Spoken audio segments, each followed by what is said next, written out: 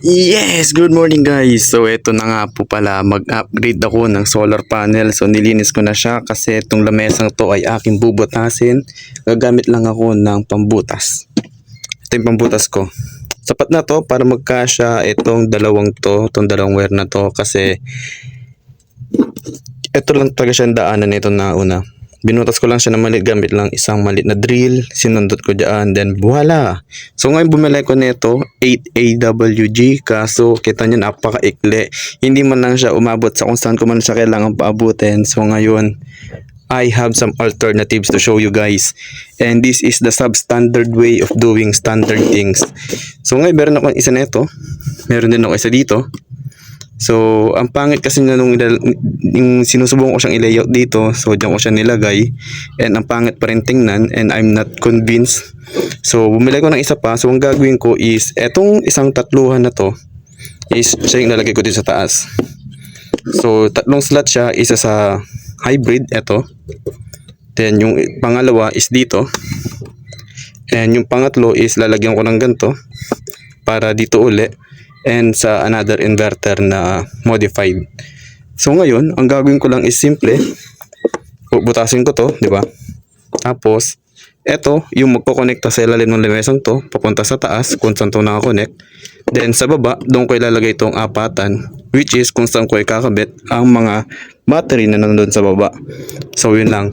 So ngayon, since napaka-iklit ng ating AWG 8, number 8 pala to, gagawa ko ng substandard way. So meron ako ditong wire, mga ganito. So hindi siya ganun kakapal, pero alam nyo ba guys, na kapag dinoble nyo ang wire sa inyong setup, lalaki ang kanyang capacity. So for example, ito is kung doon nagkakamali 10, 12 ata to. So ngayon, pero pag dinoble mo siyang ganyan, to, ganyan siya. So, pinutol mo siya ng ganyan. Diba na ganyan, nakaparallel siya. Para siya nakakabit dito. And yung kabilang dulo rin is, teka, nagising ko nga. Ayan, ganyan. So, ito is nakakabit lang sa positive. And yung kabilang dulo is sa positive. So, manggagaling lang siya sa positive nito, papunta sa positive nito. So, isang linya lang siya, pero doble lang yung wire. So, basta as long as same length sila and same condition, mag-a-add yung kanilang kapal, which is technically true pero magkahiwalay lang. So they can carry more ampere kumpara sa isahan lang, no? So that's the standard way. Mas maganda talaga mag-upgrade na mas makapal na single strand, pero kung wala ka kapos kapalat kat di ka nakakuha ng maleta mula sa 18 kittens natin, so let's do the substandard way. So ganyan ang gagawin ko para kumapal ng konti. So dodoblin ko dito, kaya-clip ko lang siya dyan. Then yung kabilang dulo is ito yung sa kupitin ko dito.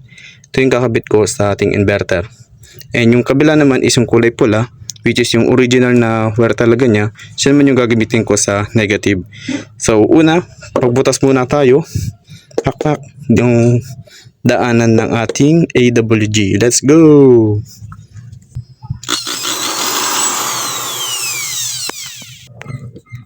Yeah ba? So, ayun na siya. Nabutasan ko na banda doon. Banda dinye. Banda jay. And mukhang okay naman na. Smooth yung pagkakabilog niya. Astig to. So, anyway, going back. So, etong dalawang wire na to, eto yung ilalagay ko dito sa pagitan nito. So, yung isa is, yung isang dulo nasa baba nito, which is kung saan pupunta to. And yung kabilang dulo nito is kakabit punta dito. So, ito yung may iwan dito sa taas. Amazing.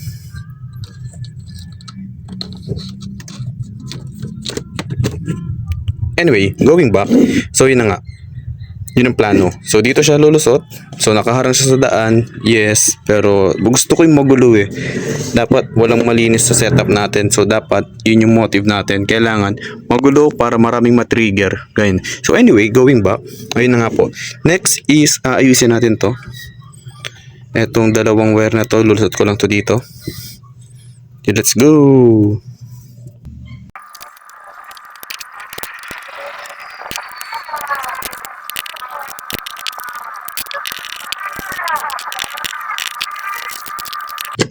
Okay, so yun na nga, going back. Ito na siya. So ganito yung plano ko. Itong apatan ang nasa baba ng lamesa, which is kung saan ko ipaparallel lahat ng battery.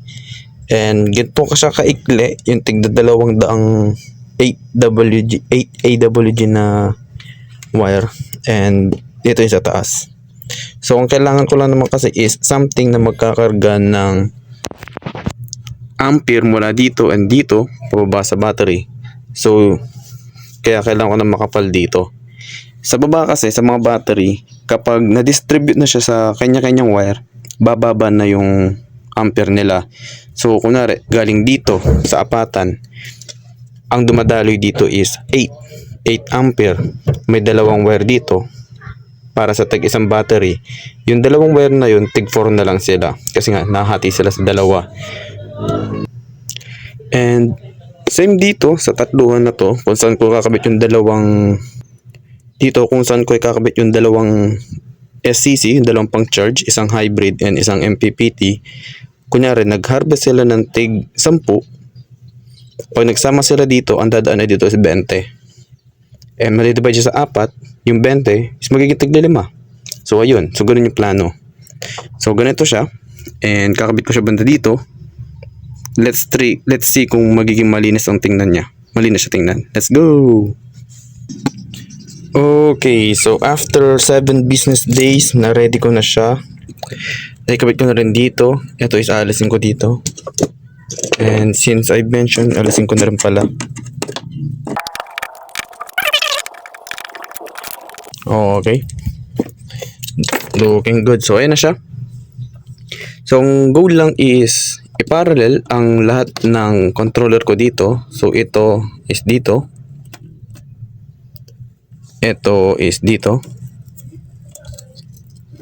Yan. Then, meron ako dito. Ginawa ko siya. Nakita nyo.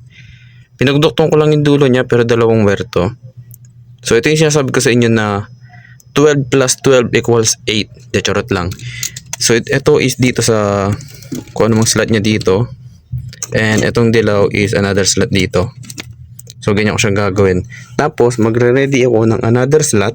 Itong kung ano man yung sobra na pangatlo, lalagay ko siya dito para dito isuksok yung isa pang inverter na modified. Let's go!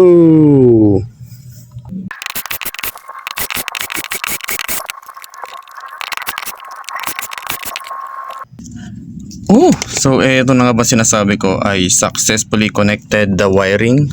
So ayun na siya. So sa isang slot meron akong dalawang wire na pinagsiksik ko lang. Then another solo lang. Then dito is doble uli. So ang gagawin ko lang is i-make sure ko na tama ang haba nilang dalawa para pag umabot siya dito sa inverter is hindi masasolo ng isang wire ang ampere ng dalawa. So as long as in my theory, kapag pantay sila ng haba, mag-share sila ng ampere at maghahati sila. Same goes lang yan with parallel and series ng mga load and ng mga source. So ayan na. So dodoblin ko lang siya and make sure tama yung connection ko. Black is negative. So itong negative ko na pula is dito sa negative slot. Dito. Yan. And itong dilaw ko ngayon is yung positive, which is yung punta nito dito sa kabila naman. Okay, so sounds like a plan. Okay. Yan na siya.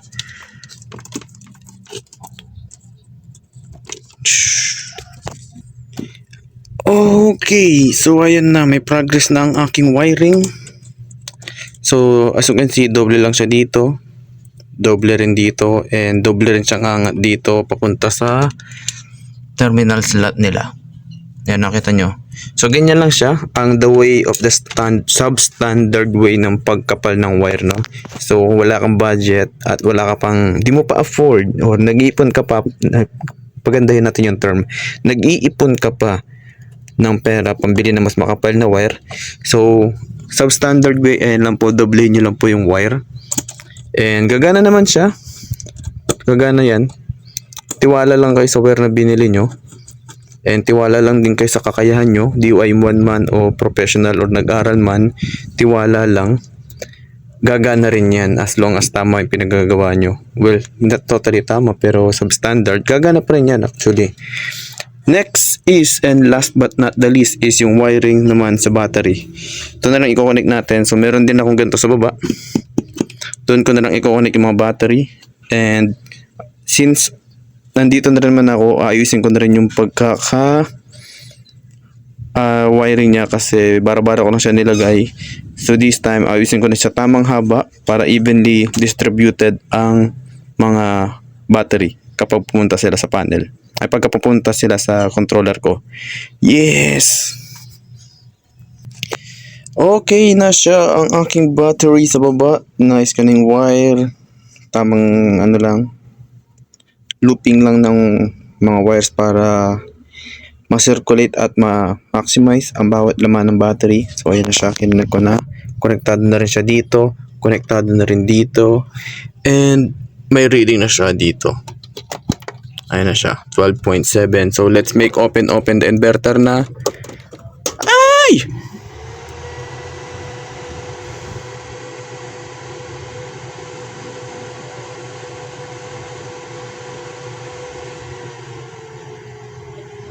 Okay. Hindi siya nag-error. Doing good. So may na-harvest na siyang 56 volts, 55 volts. 2 ampere. So that's 132, 136, 137. Okay. And umakyat na rin ang voltage nito. Okay. So ngayon, ang nangyari na lang dito is, eto nagcha-charge. Meron din siyang AC, meron din siya sa battery and AC output. So ngayon, etong kabilang inverter, ang tanging purpose niya lang is etong isang to which is a load kung saan yung mga DC light ko, pero wala siyang sariling solar panel. So ngayon, hindi ko pwedeng i-duktong dito or i-series or i-parallel yung nabili kong solar panel kasi siya ay 160 watts. Ang na-connect dito is tatlong 100 and there's no way efficient combination na pwede mong i-mat para ma-series parallel ang 160 sa tatlong 100. That's why meron tayong another SCC, MPPT SCC para tugunan yung trabahong yun. So eto na siya, ang isang solar panel na aking nabili. So let's make investiga muna. Ito siya, Hantech. And ito siya, yung label niya 160. And kaya niya hanggang 9.4 ampere. And volt is up to 24. So 24 volt siya, okay. Di hamak na mas malaki kumpara sa mga 100 watts ko. Yung mga 100 watts ko is nasa ano na sila, 22 ata or 17, hindi ko maalala. Dalawang brand kasi yun, magkaiba, isang Jinko, isang Trina. So magkaiba sila ng volts, yung isa mas mababa, isa mas mataas. Ito pala, 19 lang pala siya. So 19 kapag gumagana na and open is 24. So okay. So meron tayong 9 dito. So yun yung rason kaya kailangan natin ng pangalawang SCC. And that's the very same reason din na kinapala natin yung man dito sa bandang baba para kapag nagsama yung ampere ng dalawang SCC, so that's 9 plus 9, 20. And 20 ampere yung sasaluhin nitong isang to. And pagdating sa baba, may apat doon. Ang kinunik ko lang is tatlo. So tatlo sila maghahati, so tig 7 sila, which is kaya pa rin naman ng ganitong wire. So okay lang. No hard feelings. So yun na nga. So salamat sa mga nanood and yun lang po ang ating upgrade ngayong video na to. So soon kakabit to, next video ng ating pag-upgrade, kakabit ko na to sa buong. So yun lang, maraming salamat sa mga nanood. Bye.